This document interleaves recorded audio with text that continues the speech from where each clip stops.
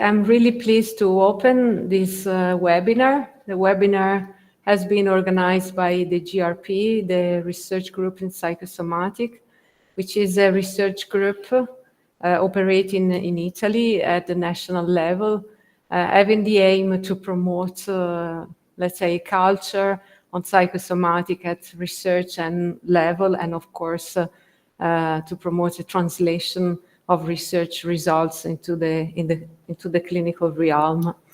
This is the first webinar organized by the GRP. Let's hope that other will come. And for this first edition of GRP webinar, we are really lucky and pleased to have an important representative of science on trauma. Professor Ulrich Schnyder agreed in giving a lecture for us. He's a medical doctor, psychiatrist, and licensed psychotherapist, emeritus professor of psychiatry and psychotherapy at University of Zurich in Switzerland. Until 2018, he was head of the Department of Psychiatry and Psychotherapy at the University Hospital in Zurich. And as I anticipated, his scientific activity is mainly focused on various aspects of traumatic stress research, which include epidemiology, neurobiology, psychotherapy, and psychopharmacology for PTSD, resilience to stress, and more recently, refugee mental health, and the emotional, psychosocial, and physical consequences of child maltreatment.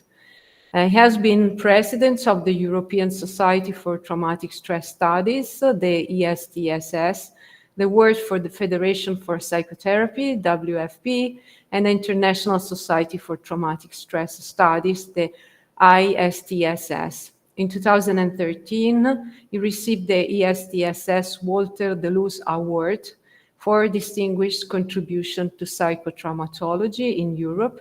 And in 2016, he received the ISTSS Lifetime Achievement Award. He's currently co-chairing with Miranda Olf the Global Collaboration on Traumatic Stress. Today, Professor Schnyder will present a lecture entitled Evidence-Based Treatment of PTSD, Differences, Commonalities, and Future Directions.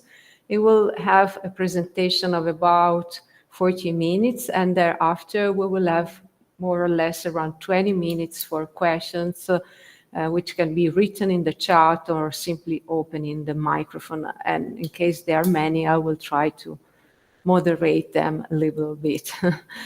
So Professor Schnyder, Ulrich, if you want, you can share your screen and simply start your presentation.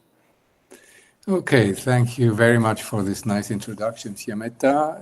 It's a pleasure for me to be with you. It's quite a large group. It's 44 people now attending, which is wonderful. I hope that you can understand my Swiss German English. If not, just please let me know. I'm interested in you understanding what I'm saying. So as a first attempt, I will try to share my screen with you. Let me see if this is working.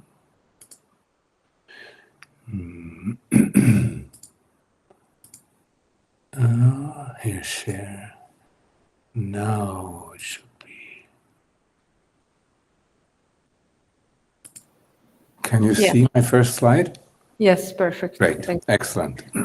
Okay, so let's get started. And I'll start with 3 slides.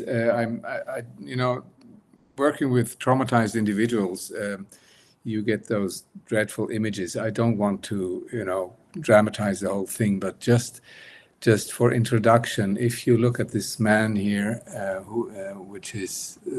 it's a person who has probably lost not only his house, but maybe his relatives and all his assets and virtually everything. For us here in Europe, it is, I think, difficult to grasp what such a person is going through, having lost almost everything.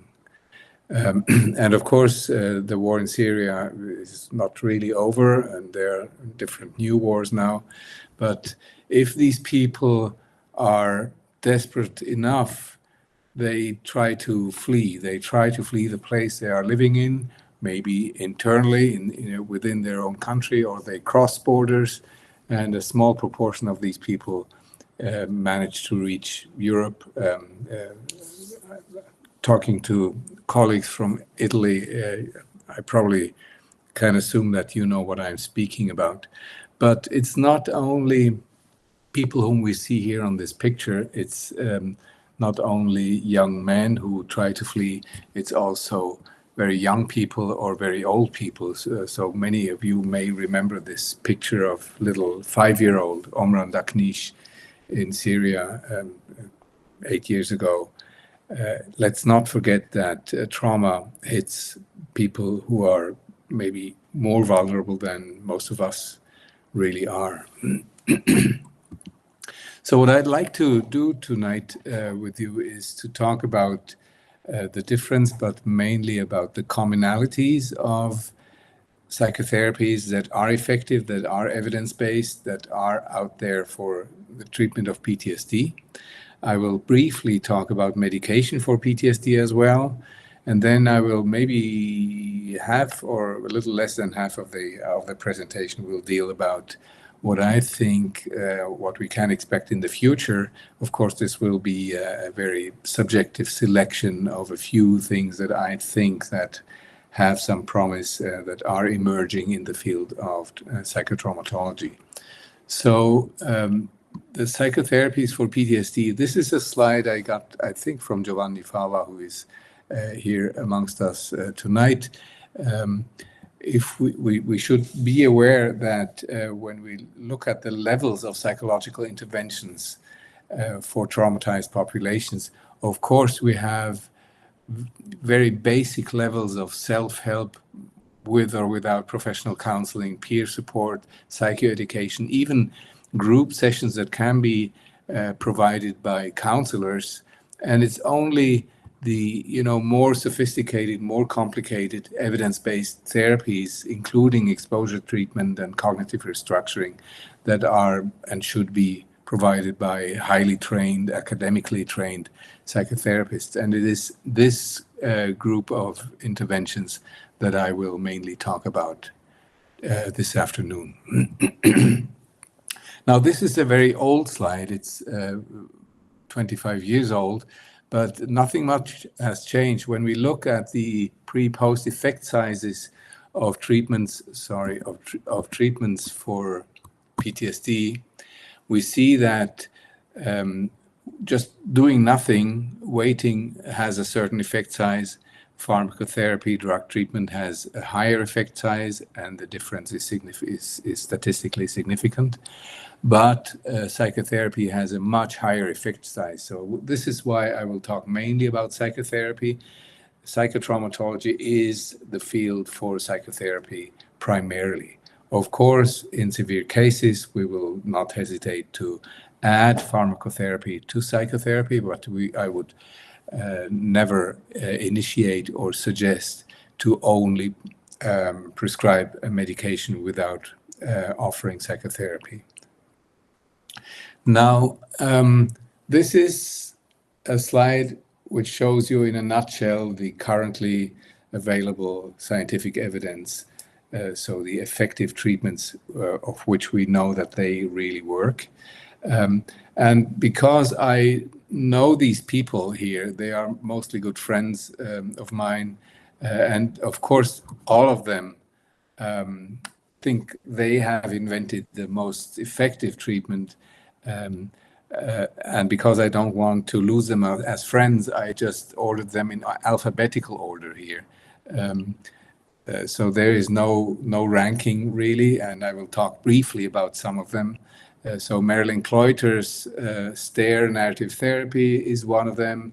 Anke Ehlers in Oxford, who developed cognitive therapy for PTSD, and Thomas Elbert in in Constance, and his collaborators, of course, NET, narrative exposure therapy.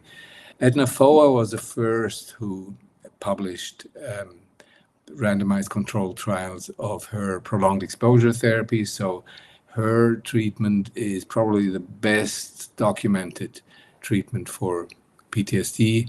Then we have brief eclectic psychotherapy for PTSD by Bertolt Gersons from Amsterdam.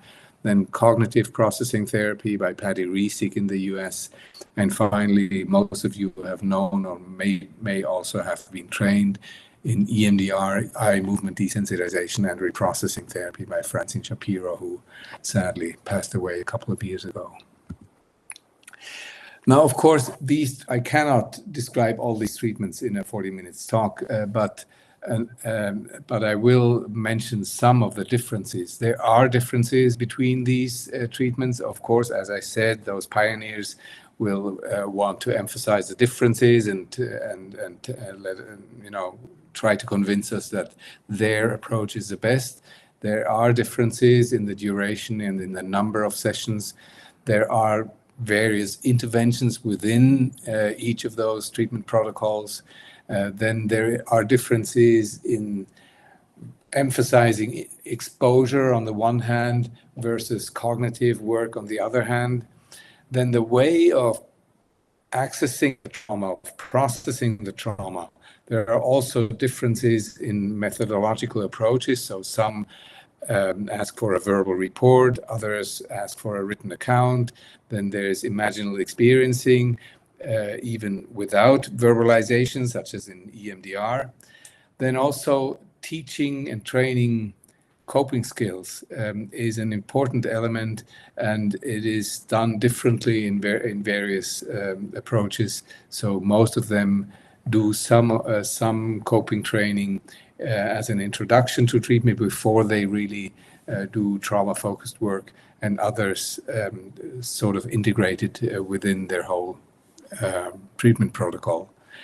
And then lastly, there are also differences in that some of the approaches try to integrate the traumatic memories with other more positive life events, such so that they try to create an autobiography of the whole lifespan, including positive and negative events in the patient's life. And others would exclusively focus on a single traumatic event. For instance, in Edna Foa's approach, you really try to focus on that one single trauma that people went through. However, and that is one of my main conclusions of this presentation, the commonalities are much more important. There are much more commonalities than differences. And I will go through these commonalities. I identified 6 of them: psychoeducation, emotion regulation, coping training, imaginal exposure, cognitive work, cognitive processing, cognitive restructuring, then the focus on emotions, on various emotions. I'll talk about that. And then finally, reorganizing the memory processes such that the patient is helped to create a consistent trauma narrative. This is because many traumatized patients are suffering from a sort of fragmented memories, so that they don't have a really consistent memory anymore. And I'll go through these 6 elements in greater detail now. So psychoeducation seems and sounds simple. However, I think it is really an important part in psychotherapy anyway, and it's even more important in psychotraumatology because people sometimes just don't simply understand how psychological trauma can create such a condition such as PTSD or complex PTSD.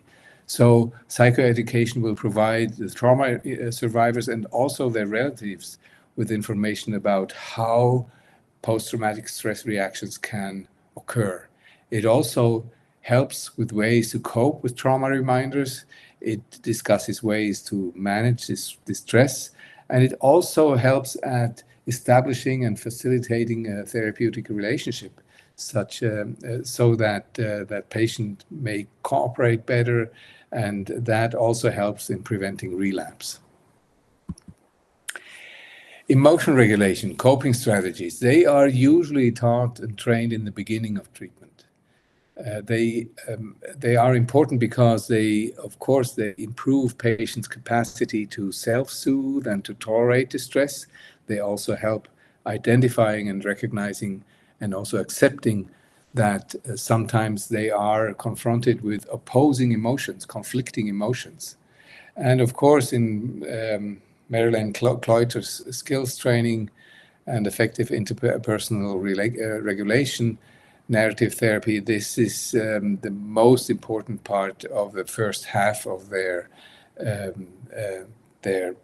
treatment protocol, which comprises 16 sessions. So the first 8 sessions are really focused on skills training. Exposure. Everybody's talking about exposure. This is somehow the centerpiece of all the trauma-focused treatments. Some form of exposure is really found in all those trauma-focused treatments.